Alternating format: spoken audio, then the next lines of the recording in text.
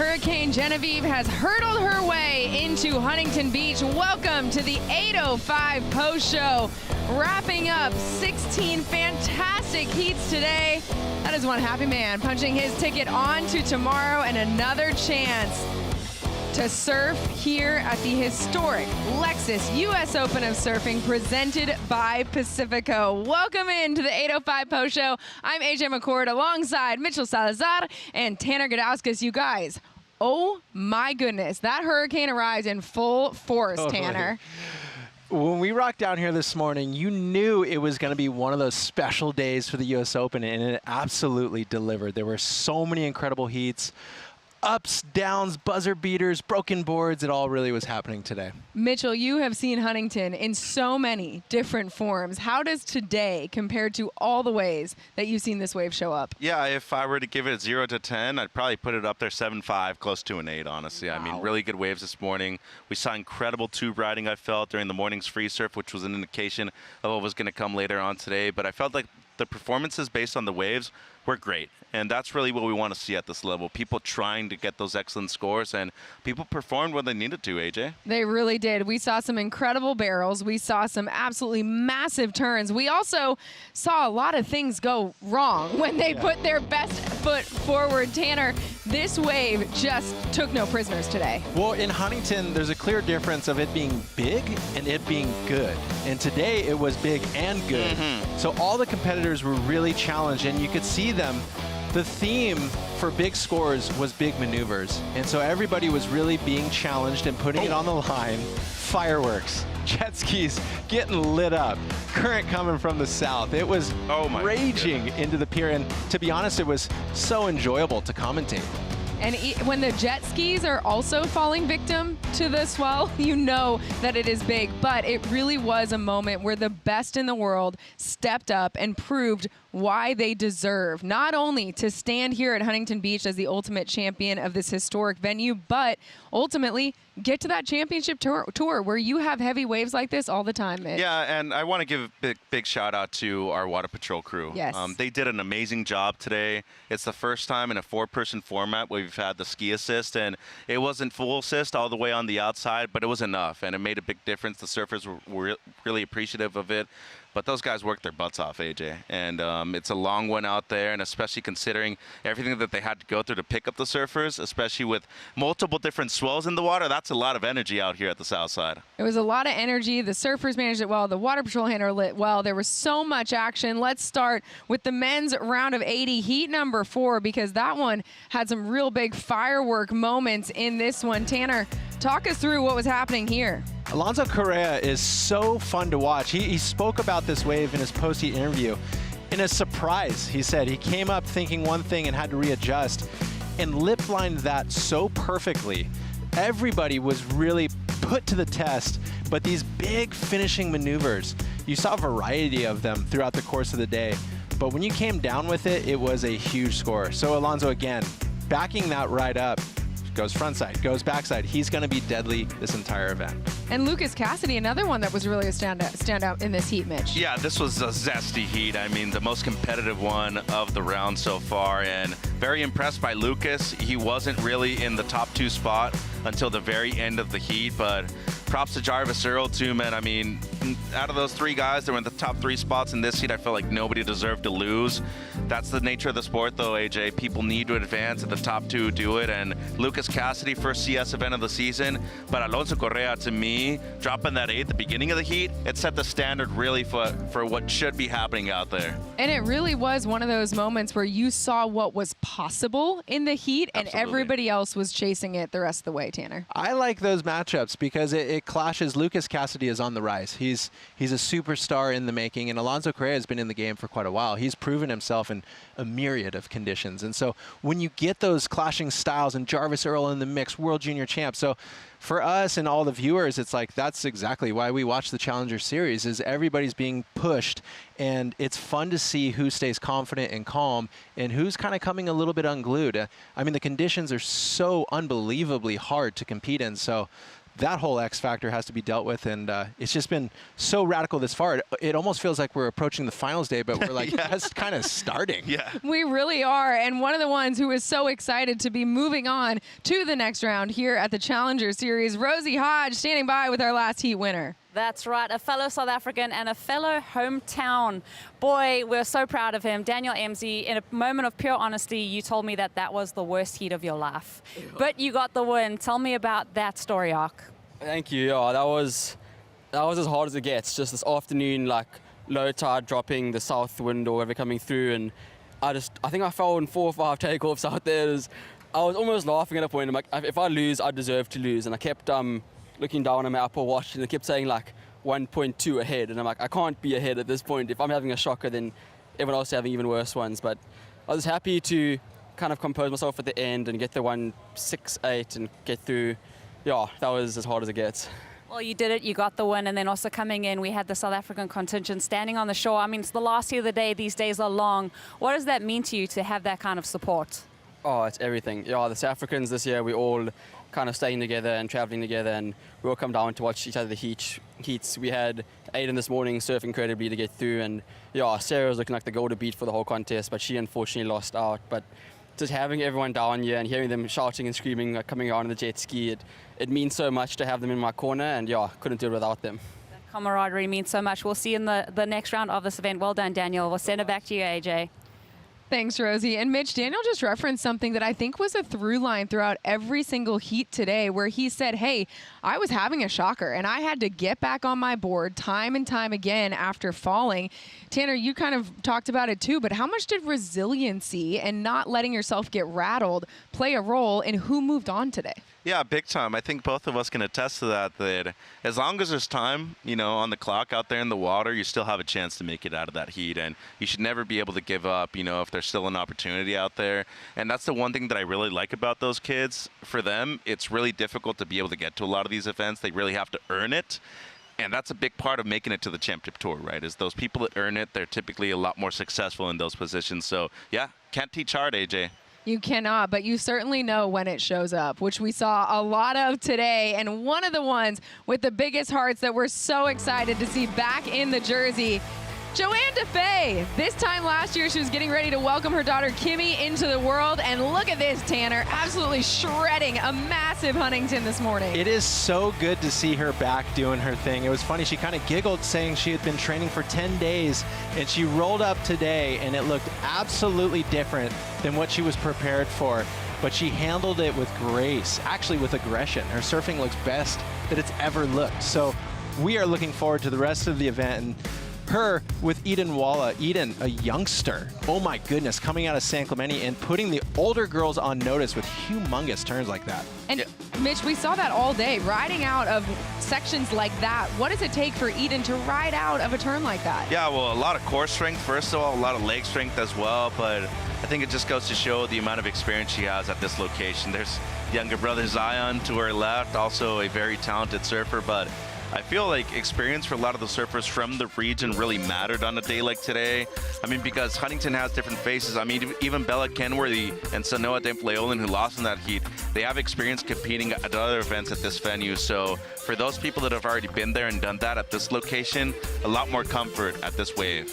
Well, and Tanner, this heat win, right, who moved on, was really the tale of two generations, because you had Eden, who is relatively new to the surf scene, but local here to Huntington Beach.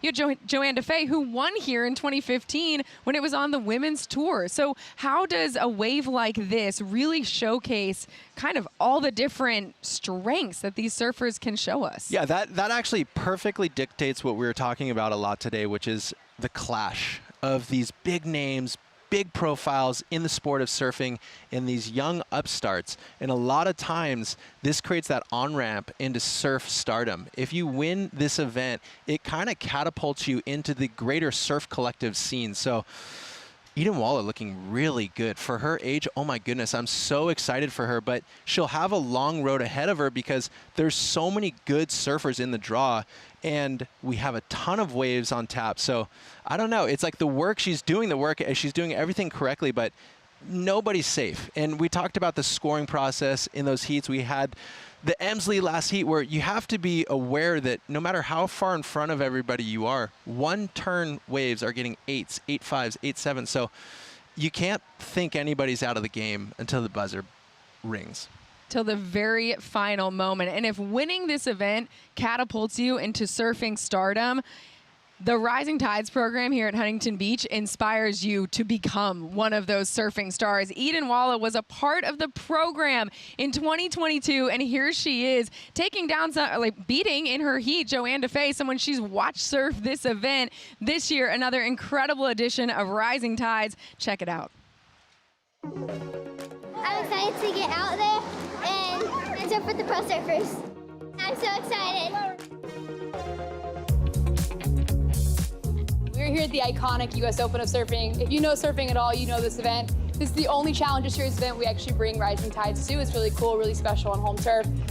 At the beginning, it was a girls-only program, and it just blew up. So many girls went on to make our Challenger Series, our CT, and we realized it's just like, this is the grassroots. This is where they get to come in, see the system, see what they can be. And there was such a demand to let boys come in that we have created a parallel boys program. So these top groms in Huntington Beach are out here ripping, and they're going to be in this event soon. And we cannot wait to have the next surfer on tour come out of our Rising Tides program on the girls and the boys side.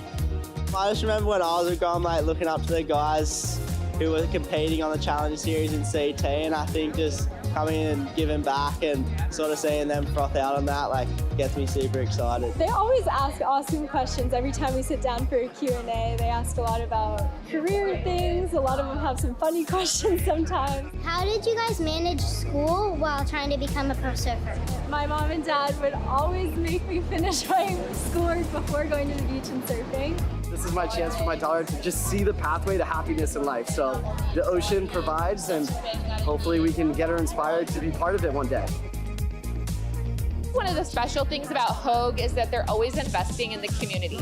Looking at World Surf League and Rising Tide specifically, the mentorship that is within that program is super special. Today I was going to talk about the power of following your dreams and really believing in what you can be. Some people call that manifestation, but if you can visualize where you want to be in life, you're gonna get there. The idea is whatever these kids want to do in life. It could be becoming a professional athlete, going on to a pro career, but they get to meet people who are doing it, get to ask questions, be in this intimate space with their heroes, and really grow out of it, get more confidence, whether it's surfing or something outside of it. We're cheering them on and hopefully giving them that first little kind of push into where they want to be.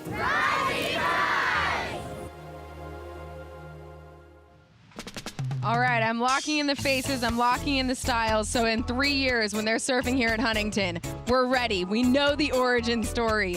Speaking of an origin story we've been following all week long, Hurricane Genevieve has been delivering, and Surfline has been dialing it in for us all day, every day, making sure we know what's coming. So let's look at what is still ahead of us here at the Lexus US Open of Surfing. Take a look at that. Mitchell, walk us through just how Hurricane Genevieve is going to show up in the next few days. Yeah, I mean, so still slowly approaching the coastline right here, more towards the Southern California area, and those purple blobs, they're always something good when it means activity in the Pacific, and something we've seen for the last number of weeks right here in Southern California. Next 4 days looking really good too, especially heading into finals day on Saturday and Sunday. I mean, Sunday looks perfect here for HB. 4 to 6 feet, cross shore in the morning, and then slightly onshore in the afternoon. But at that point, it's all head-to-head matchups, AJ. Everybody's only looking for the victory. I'm really stoked. We got plenty of waves, and I think everybody's really excited for a good show later on. We've got the waves, and on the women's side, we've got the round of 16 matchups locked in already. So let's take a look at these matchups, Mitchell, that you were so excited about.